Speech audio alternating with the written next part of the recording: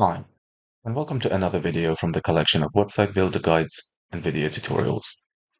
In this short video, you are going to learn how to install Google Analytics onto your WordPress website. If you're a website owner or a blogger, you probably understand the importance of tracking your website's performance and user engagement. Google Analytics is a powerful tool that can help you gather valuable insights into your website traffic, user behavior, and more.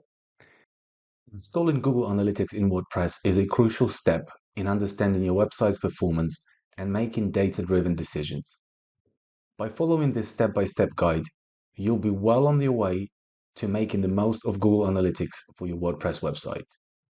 Okay, let's dive into the step-by-step guide for installing Google Analytics in WordPress. First, we are going to log into WordPress admin dashboard. In the sidebar, go to Plugins and click on Add New.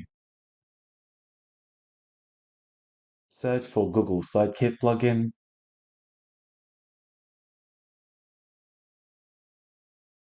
And once you find the plugin, click Install Now.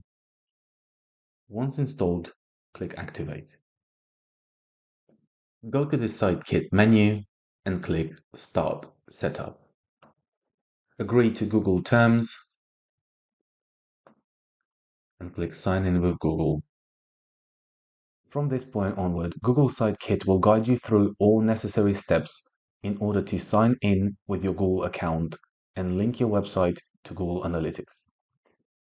Just follow on-screen instructions until your Google Analytics account created and added to your WordPress dashboard.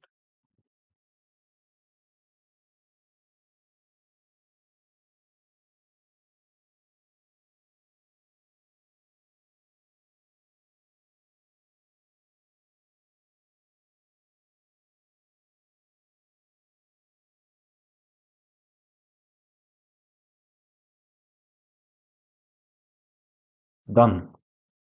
Google Analytics is now installed and can be viewed directly in your WordPress website dashboard. Please note, on the initial log into Analytics, all statistics will show blank fields and have no data to show.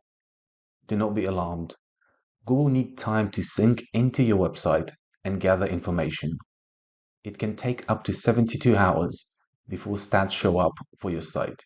However, in my experience, it never took that long, and you should see your website statistics within 24 hours.